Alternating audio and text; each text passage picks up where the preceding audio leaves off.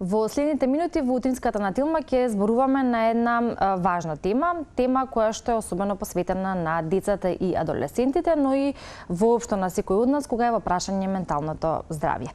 Менталното здравје кај деца и адолесценти и важноста на раната интервенција.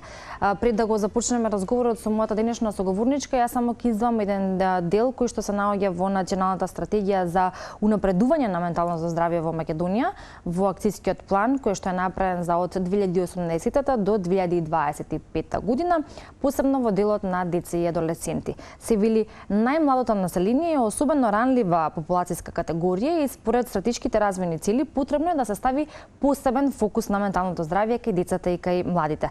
Поаѓајќи од фактот што 5% од сите деца имаат потреба од ментално здравје, односно од ментално здравствени услуги, 50% од сите случаи на нарушување на менталното здравје почнуваат во детството до 14-15 година, а 75% до 24 година од животот.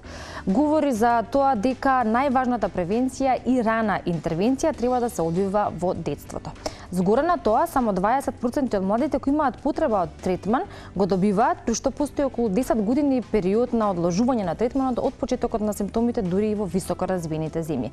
Сето ова придонесува за сериозни последици врз бихевиоралното, емоционалното и социјалното функционирање на младата индивидуа и при тоа е засегнат тука образовниот процес на децата, при што околу половина од децата со ментално здравствени проблеми опаѓаат од училиште пред 14 годишна возраст, што е највисока стапка на исклучување.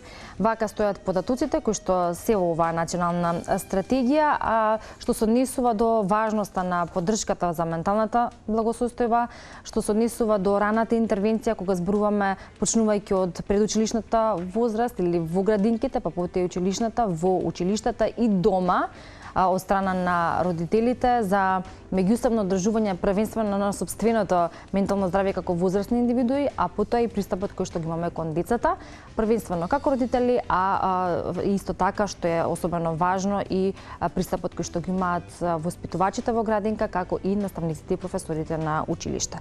Ова е и приоритет во УНИЦЕФ. Ние ќе зборуваме на оваа тема со Вера Кондик-Митковска, која што е одговорна за секторот за образование и ран детски развој во УНИЦЕФ и е моја денешна гостинка во утринската на Тилма. Вера, добро дојдовте во нашето студио. Добро ве најдов, благодарам за поканата.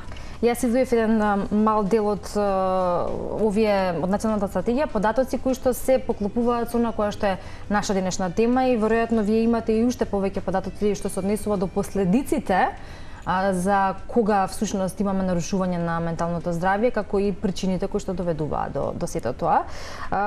Оваа тема или менталното здравје за жал досега беше запоставена и не беше во фокусот, но гледаме се поголем ангажман, особено заради тоа што резултатите од запоставувањето или недоволно обрнување внимание за тоа што значи менталното здравје и какво е менталното здравје на младите кај нас, веќе може да кажеме дека на подолгорочно се забележуваат одредени не толку добри резултати.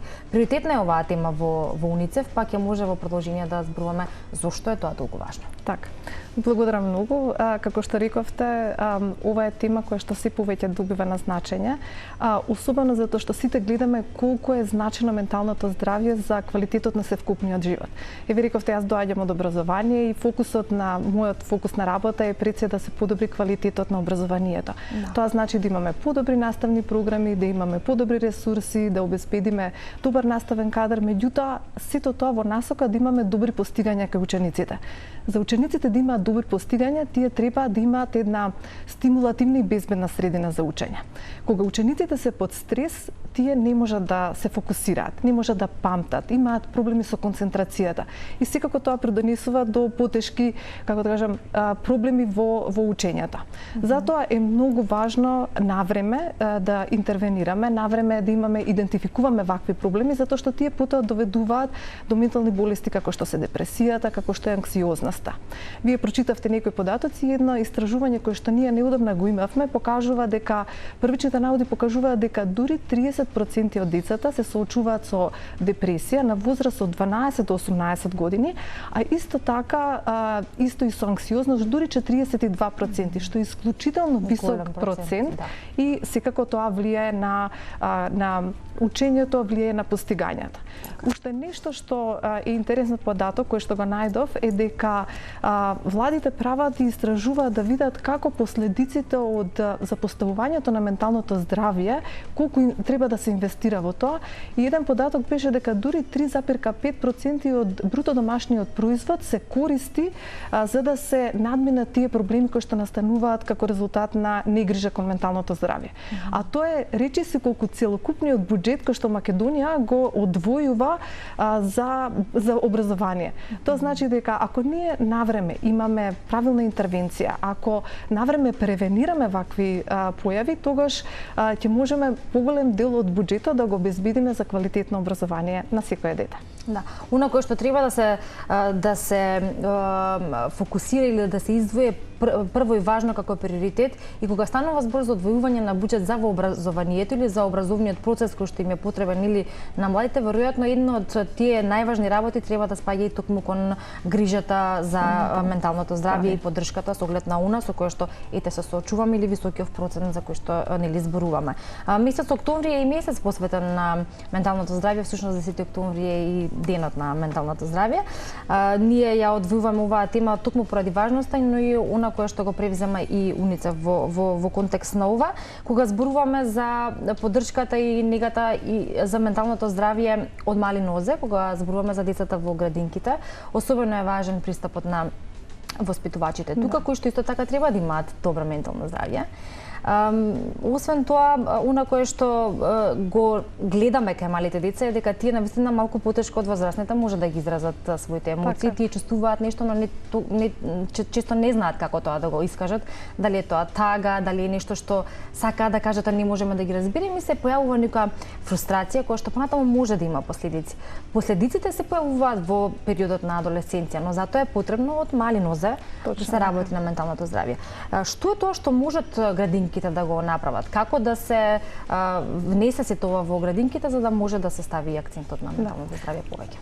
Вие рековте нели дека го одбележуваме месецот за грижа за менталното здравје и како резултат на тоа на веб страната на УНИЦЕФ може да најдете голем број на корисни материјали кои што родителите првенствено ќе можат да ги употребат за да може да создадат една здрава емоционална состојба која што ќе обезбеди здраво ментално здравје кај родителите. Да, добро ментално здравје. Добро ментално здравје. Јас само ќе се извинам, ќе само да споменам на режијата да ги пушти инсертите. Вие ни пративте едно видео кој што се постои на вашиот канал, имаат можност не само тоа, туку и други видеа да погледнат. Конкретно ова е од детската градинка Мајски цвет во Битола. Така. Ова што сега го гледаме, тоа се всушност програмата која што УНИЦЕФ ја спроведуваше почнувајќи од 2019 година со поддршка на британската влада, како и во соработка со Министерството за труд и социјална политика и Бирото за развој на образование. Оваа програма има фокус да се зајакнат социјалните и емоционалните вештини кај децата. И пред се затоа што, како што рековте и вие, децата многу поинтензивно ги чувствуваат емоциите од возрастните. И во тој период тие немаат се уште развиено механизми како да ги препознаат, како да се справат со тие емоции. Како резултат на тоа, практично им треба поддршка. И токму тоа ние го работевме преку програмата за социјално-емоционален развој, во кој што со воспитувачите им дадовме голем број на стратегии, како они можат да го помогнат овој емоционален развој кај децата, да се справат со различните чувства кои што ги чувствуваат, како што е тага, како што е бес понекогаш и така натаму, и сето тоа им обезбедува за понатаму кога се во периодот на адолесценција многу подобро да се справат со овие емоционални состојби. Вие знаеме ние сите дека од раѓањето па се до 5-та година тогаш мозокот најбрзо се развива и тогаш создаваат сите оние конекции кои што ставаат добра основа за понатамошен развој. Вториот важен период во развојот на детето е адолесценцијата и токму затоа особено внимаваме и треба да посветиме внимание на вакви стратегии кои што се работат во градинките. Меѓу другото, покрај тоа што нели оваа програма ја спроведуваме во градинките, постојат и голем број ресурси кои што ги направивме. Например, тука би сакала да спомнаме баш сега на видеото оди воспитувачката покажува сликовницата, тоа е сликовницата Бран од Бранко, кој што всушност покажува како децата треба да се справат со бесот кој што може некогаш да го почувствуваат. Во рамките на програмата имаме некои 26 сликовници кои што се на македонски и албански, ги имаме во сите градинки и обезбедуваат воспитувачите, но исто така и родителите да може да работат дома со своите деца. Овие 26 сликовници, 14 од нив имаме и анимирани и покажуваат токму голем број на стратегии кои што децата може да ги употребат. Во соработка со Светот на Биби ја направивме сликовницата за емоции, а исто така направивме кратки цртени филмови кои што ги покажуваат токму стратегиите кои што се употребуваат во градинка и тие може да им помогнат и на децата и на родителите за кога ќе се најдат во слична состојба како да ги употребат овие стратегии и да си помогнат за својата емоционална состојба. Да, родителите се исто тука еден важен фактор, еден од најважните, започнувајќи од дома, како видиме децата нели првенствено ги учат работите дома, ако не со зборување или со гледање од на своите родители, тоа кое што го прават и кое што го зборуваат, а потоа тоа го пренесуваат или на тој начин го изразуваат во градинка па и во училиште.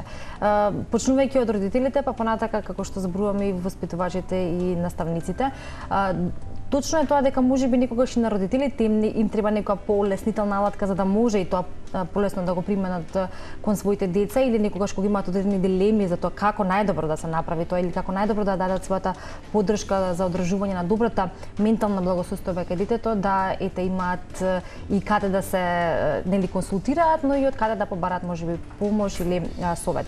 Родителот секогаш го знае најдоброто за своето дете, но за да тоа го направи и спроведе треба да биде и самиот родител во добро ментално здравје. Сега кога зборуваме за она што е клучно за успехот и за една добра млада здрава психофизичка индивидуа, важни се нели родителите и наставниците. Кога зборуваме за таа поддршка и кога зборуваме за ова кое што е и ваш приоритет, како сето тоа да се вметне, збориме за родител, воспитувач и наставник во однос на поддршката на менталното здравје. Јас покрај ова што кажав, нели ресурсите кои што ги направивме, исто така сакам да го спомнам и Едуино, кој што веројатно на пошироковата јавност им е познато како платформа која што ја користевме во периодот кога имавме учење на далечина, затоа што на неа навистина може да се најдат голем број на квалитетни проверени материјали.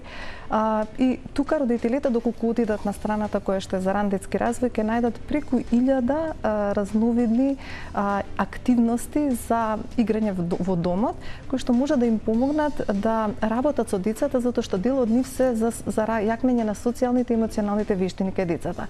Во рамките на Едуино исто така направивме и игратон со кој што ги поканивме и родителите да се вклучат и заеднички да направат активност со децата, како и воспитувачите и наставниците кои што се во деленска настава. Меѓу другото, направивме исто така и голем број на активности кои што ги спроведовме во соработка со градинките. Тоа беа активности за споделување и играње со децата, па така да родителите имаа можност да заедно со воспитувачите да ги направат тие стратегии да можат подоцна да ги користат и дома. Тие стратегии не само што им помагаат на децата, туку им помагаат исто така и на родителите. И на тој начин се ставаме една, како да кажам, безбедна, хармонична средина за животот и растот на детето. Вие спомневте дека нели и воспитувачите важно и менталното здравје на воспитувачите.